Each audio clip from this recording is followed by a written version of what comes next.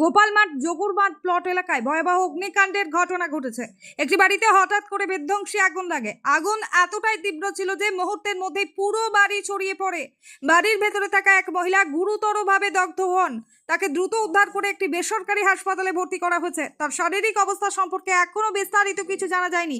খবর পেয়ে দমকল বাহিনী ঘটনাস্থলে পৌঁছে আগুন নিয়ন্ত্রণে আনে। প্রাথমিকভাবে অনুমান করা হচ্ছে শর্ট সার্কিট বা অন্য কোনো কারণে এই অগ্নিকাণ্ডের সূত্রপাত হতে পারে।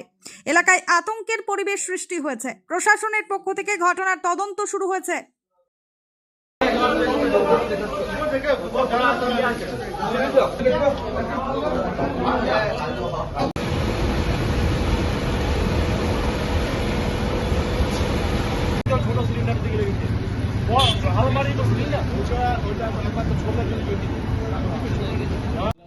একটা বেডরুম, একটা 2 স্টোরিজ রেসিডেন্সিয়াল হাউস, তার এই নিচে গ্রাউন্ড ফ্লোরে একটা বেডরুমের মধ্যে ফায়ারটা হয়েছে। যে বেডরুমের সাইজটা 10x12, সেখানে প্রচণ্ড স্মোক ছিল। আমরা এসে স্মোকটাকে, জানলাগুলোকে খুলে দিয়ে স্মোকটাকে যথারীতি রিলিজ করলাম আর কি।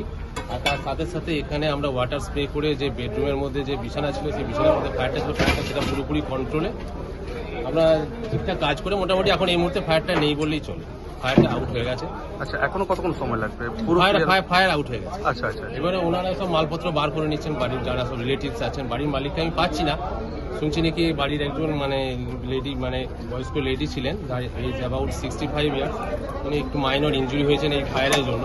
ওনাকে নাকি হাসপাতাল নিয়ে গেছে নাকি, বাড়ির ফ্যামিলির মেম্বারের সঙ্গে আমি এখনো কন্ট্যাক্ট করতে পারিনি। যাই হোক, এখানে পাড়ার যেসব রিলেটিভস যারা সব রয়েছেন আর কি, তাদের সঙ্গে আমার কথাবার্তা হলো।